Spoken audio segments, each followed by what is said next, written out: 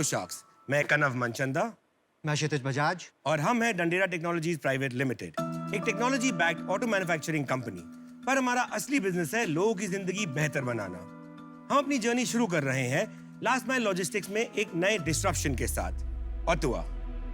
ये हमारा पहला प्रोटोटाइप 3 व्हीलर है जो स्पेशली इलेक्ट्रिक ड्राइव ट्रेन के लिए बनाया गया है। और हमारी एंटी टिल्ट टेक्नोलॉजी के साथ ये 3 व्हीलर इंडस्ट्री को हमेशा के लिए बदलने वाला है। इस गाड़ी में हमने अर्गोनॉमिक्स का खास ख्याल रखा है और तो और इसकी चारों दिशाओं की रोड विजिबिलिटी सबसे बेहतर है। इसकी 165 किलोमीटर की रेंज और 1 टन की कैरिंग कैपेसिटी मार्केट में डबल है। हमें गर्व है कि हमने इस गाड़ी के साथ इस सेगमेंट में काफी प्रॉब्लम्स का समाधान कर दिया है और पहले ही दिन से ड्राइवर्स इस गाड़ी के साथ 70% तक ज्यादा कमाई कर सकते हैं। और हमारी बनाई हुई डैनटेक पे आधारित बैटरी की वजह से ये गाड़ी जम्मू से लेकर कन्याकुमारी तक हर एक रोड कंडीशन पर एक समान परफॉर्मेंस दे सकती है।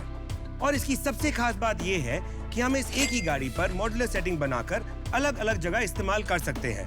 यानी ये एक गाड़ी लॉजिस्टिक, पैसेंजर, फूड ट्रक के लिए यूज हो सकती है। ये गाड़ी आपके बढ़ते बिजनेस के साथ हमेशा बदलती रहेगी और आपका साथ देगी। आज हम मांग कर रहे हैं 1 करोड़ रुपए की 1% इक्विटी के लिए। अभी मुझे सांस लेनी पड़ेगी। तो Kshitij Kanav, welcome to Shark Tank. Thank you. ये नाम आपने ऑटो से इंस्पायर होके वो जो भोजपुरी में अट्टुआ होता है वहीं से लिया है? हाँ, थोड़ा उसका था प्लस थोड़ा वर्ड प्ले था। कोई और नाम करने से बेटर है, इजीली दिमाग में आता है ऑटोवा। सो मार्केट कनेक्शन बहुत इजी हो जाता है। Auto spelled backward. Correct. No, good name, good name. Thank you. बचपन से ही शुरू से ऑटोमोटिव का एक शौक था। कुछ भी मिलता था उसको तोड़ के बनाना शुरू कर देता था। 10+2 के बाद मैं ऑटोमोटिव डिजाइनिंग के कोर्स में चला गया। मैंने 4 साल तक वो करा और उसके बाद से और 16 साल से मैं इसी इंडस्ट्री में हूँ। और आपका background sir? I have been a pure business background. आप लगते हो एकदम बिजनेसमैन पक्के। फैमिली बैकग्राउंड बिजनेस है। Father's been to business. पापा का मैन्युफैक्चरिंग ऑफ पीयू फोम का था। I started with that, did that for 2-3 years. Then मैं फिर उसके बाद हॉस्पिटैलिटी में गया। उसके बाद 3.5 साल से और तो हम डंडेरा में आ गए थे। और एक दूसरे के साथ कैसे तालमेल हुआ आप लोग? हम एक दूसरे को 25 साल से जानते हैं। हम स्कूल से दोस्त हैं। क्या इक्विटी स्ट्रक्चर वगैरह है और आपका क्या इन्वेस्टमेंट? हम दोनों ने अभी तक इसमें 70 लाख इन्वेस्ट किया था। शार्क टैंक पे आने से 10 दिन पहले हम एक और डील साइन करके आए थे, जहां हमने 49% हमारे पास है, 49% एक नई कंपनी के पास है गुड़गांव की, एंड 2% इंक्यूबेटर के पास है जिन्होंने हमें वहां उस कंपनी से मिलवाया था। जो नई कंपनी आ रही है उन्होंने 30 करोड़ का इन्फ्यूजन करना है एंड हमारा लॉजिस्टिक व्हीकल का पहले 100 पीस का जो इन्वेस्टमेंट लगेगा वो सारा उस 30 करोड़ में से होगा। 49% दे दिया आपने शुरू में? 49% हमने एक्सपोनेंस को दिया। एक हम जानते हैं कि इतनी बड़ी इंडस्ट्री सेटअप करना, एक OEM सेटअप करना, आपको हेल्पिंग हैंड चाहिए रहते हैं। आप अकेले इतना बड़ा एम्पायर नहीं संभाल सकते हैं। क्या है बैकग्राउंड एक्सपोनेंस का, उनके बारे में बताइए, बिकॉज बड़ा स्टेक है उनका। एक्सपोनेंस एक उनका विजन ये है, जो फैमिली फार्म बिजनेसेस का रिसोर्सेज है और जो स्टार्टअप्स को जरूरत होती है उस कनेक्ट्स की, उन रिसोर्सेज की, उनमें एक लिंक प्रोवाइड करते हैं वो। या मेरे को एक बात बताओ कि तुम दोनों के पास इक्वल है आपस में? हाँ जी, हाँ जी। तो जो 49% वाला है वो तो तुमसे भी बड़ा हो गया ना इंडिविजुअली? जी जी। तो फिर उसको क्यों नहीं लेके आए? वो 10 दिन पहले ही आया था। क्या हो गया? मतलब फ्लाइट तो चलती है ना दिल्ली से बॉम्बे की। बट वो अकेला नहीं होगा। आधार कार्ड थोड़ा 10 दिन पहले बना उसका। एग्जैक्टली, उनके ग्रुप में 5 या 6 आदमी कोई है। तो होगा करता धरता। मेरे को हाँ है, बट अब उनको नहीं है। अगर कोई बड़ा फंड मैनेजर होता और आपको भारी रकम की जरूरत है तब मैं समझ सकता हूँ 30 करोड़ ले लिए, आगे भी वो 100 करोड़ देगा। ये तो कोई मिडिल मैन है, आगे जब आपको फंडिंग की जरूरत पड़ेगी फिर वो चला जाएगा 10 लोगों के पास। तो ये तो बिल्कुल मतलब दीवार में क्रैश करने का काम हो गया आपका। अब आए क्यों हो फिर? To get into the passenger segment जो इंडिया का है, क्योंकि उसमें जो कॉन्टैक्ट बेस लगेगा, जो एक्सपर्टीज लगेगी टू एक्सपैंड क्विकली, उसके लिए आपकी जरूरत ज्यादा है। आपके ऑटो में ऐसी क्या यूनिक चीज है जो कोई और नहीं कर सकता या कोई बड़ा प्लेयर कॉपी नहीं कर सकता? ऐसा क्या है इसके अंदर? कॉपी तो सब कुछ होता है मार्केट में, ऐसा कुछ नहीं है जो मार्केट में कॉपी नहीं हो सकता। जो हमारी थिंकिंग है और जो हमारी फिलॉसफी है कि अगर आपको मार्केट से आगे रहना है, उसका एक ही तरीका है, कंटिन्यूअस इनोवेशन। आप आगे बढ़ते रहिए, रुकिए मत, उनको कैचअप खेलने दीजिए रादर देन आप कैचअप के लिए। एक्चुअली यहाँ मैं आपसे डिसएग्री करूंगी क्योंकि मैं पुणे से हूँ और सबसे बड़े ऑटो प्लेयर्स स्पेशली बजाज तो पुणे से है और उनकी R&D टीम इतनी स्ट्रांग है और उनके वहां से इतने इनोवेशंस, नए मॉडल्स आते हैं। Definitely, I mean ma'am. Global export करते हैं वो लोग 60% बिजनेस, तो ऐसे ही थोड़ी कोई नॉन इनोवेटिव प्रोडक्ट खरीदेगा। There is a difference between an entrepreneur and an R&D team. Definitely उनकी R&D बहुत बड़ी है एंड मैंने भी उनके साथ काम करा है। उनके कुछ इश्यूज हैं, लेगेसी इश्यूज हैं। उन्होंने ऑलरेडी इतना इन्वेस्टमेंट कर चुके हैं एक चीज में कि उनको टर्न करने में बहुत टाइम लगता है। जो डिसीजन हम लोग 2 महीने में लेते हैं वो डिसीजन उनको लेने में Very good answer. 8 महीने से 1 साल लगता है। एंड वहीं पे एक हमें एज मिल जाता है उनसे आगे निकलने का। अभी ये तो वक्त ही बताएगा कि वो लोग पिवट कर सकते हैं और कि नहीं। उम्मीद पे दुनिया कायम है। आप बताते रहिए बिजनेस के बारे में, हमें इंटरेस्ट है।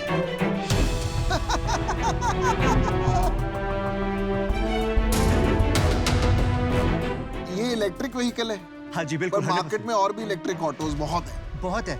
उस पॉइंट पे मैं बिल्ड करना चाहूंगा। पियाजो ने अपनी इलेक्ट्रिक व्हीकल लॉन्च कर दी है। उनके पूरे R&D के साथ भी उनकी गाड़ी 70 साल से वैसी है जैसी आज उन्होंने लॉन्च करी है, इवन इलेक्ट्रिक के साथ। इन गाड़ियों के साथ प्रॉब्लम क्या है? ज्यादातर गाड़ियां जो आ रही है वो रेट्रोफिट्स है।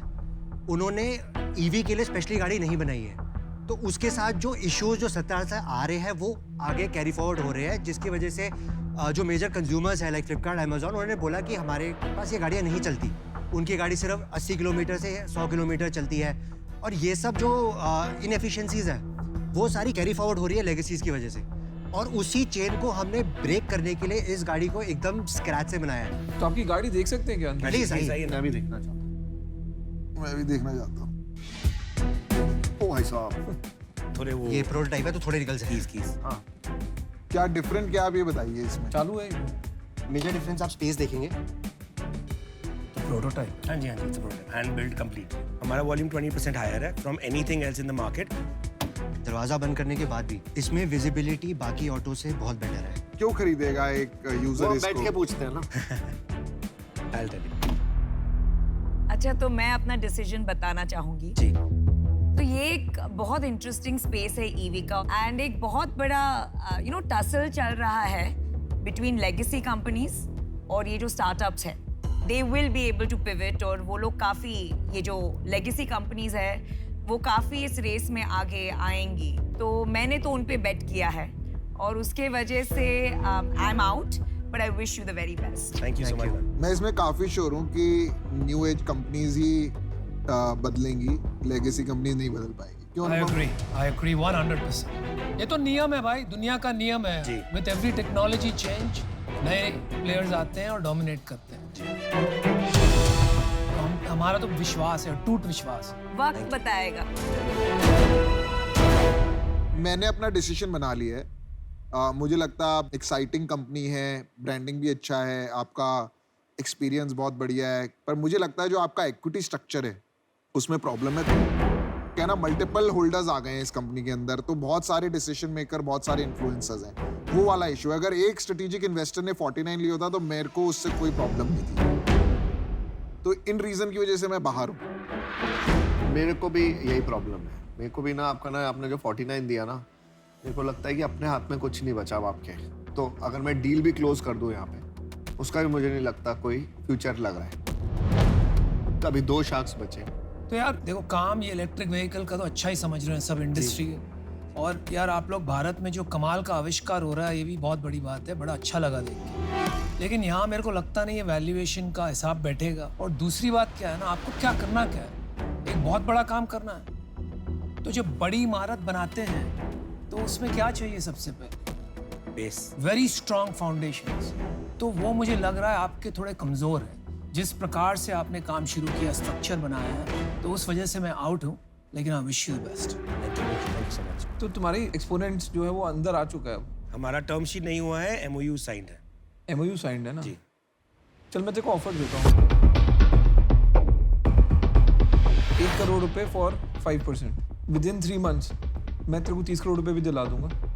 ठीक है, एक्सपोनेंट्स को बाहर कर। बट फिर वो 30 करोड़ का जो आप कह रहे हैं, एंड जो हमें ऑपरेशंस में हेल्प चाहिए रहेगा। यार ऑपरेशन तो मेरे को एक बात बता दे, कौन सा इन्वेस्टर को कागज पे कलम घिसने के सिवाय कुछ काम आता है? तो इन्वेस्टर की बस की थोड़ा ना होता है। तेरे को लग रहा है इन्वेस्टर लैंड ढूंढेगा, असेंबली लगाएगा, तेरे टायर सोर्स करेगा, लाइट सोर्स करेगा, कुछ नहीं करने वाला इन्वेस्टर।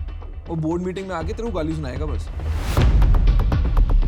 तेरा MOU साइन हुआ है, ठीक है, प्रोटोटाइप पे ही है, क्यों गलती करने पे जा रहा है? एंड दूसरा मेरे को जो पर्सनली लगता है 30 करोड़ रुपए जब सामने पड़े होते हैं ना जी अच्छे ना नहीं कर पाते जी ठीक है, और आपकी तो पहली इन्वेस्टमेंट है जी तो सामने से 30 करोड़ रुपए चल के आएंगे तो आप भी बोलोगे यार ठीक है करते हैं। जी तो मेरे को लगता है आप कहीं पे वहां बह गए और आपने एक हेस्टी डिसीजन ले लिया। अगर आप उसको अनवाइंड रिवाइंड करने को तैयार है, मैं आप पे पंट लेने को तैयार हूँ।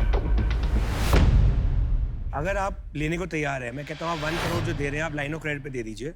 आप 1% लीजिए equity on a line of credit of 1 crore, जिस पे आप मुझसे से 5 या 6% ले सकते हैं रिटर्न। 5-6% पे तो मैं सर मैं आपको 1% इक्विटी दे रहा हूँ।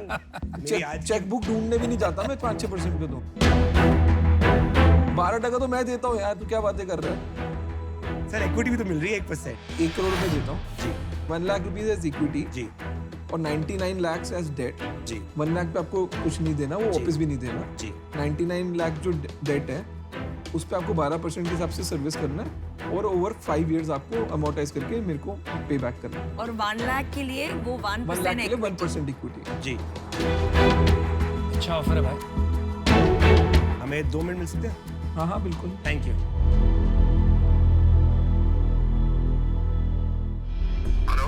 साथ तो we got an offer from Ashneer.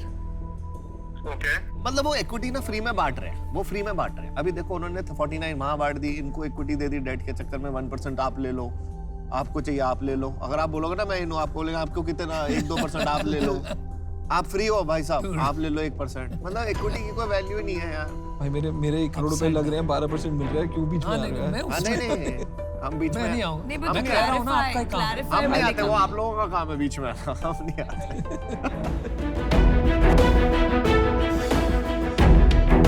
हाँ जी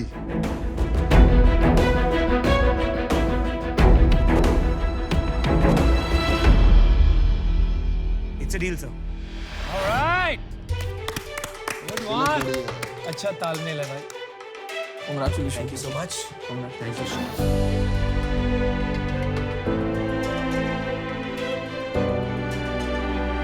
ये ऑटो तो हमारी हुई ना अभी, ये प्रोटोटाइप तो हमारे हो गए। रख सकते हैं हम और बना लेंगे। Thanks for thank you coming. Thank you so much. Thank you. Very good.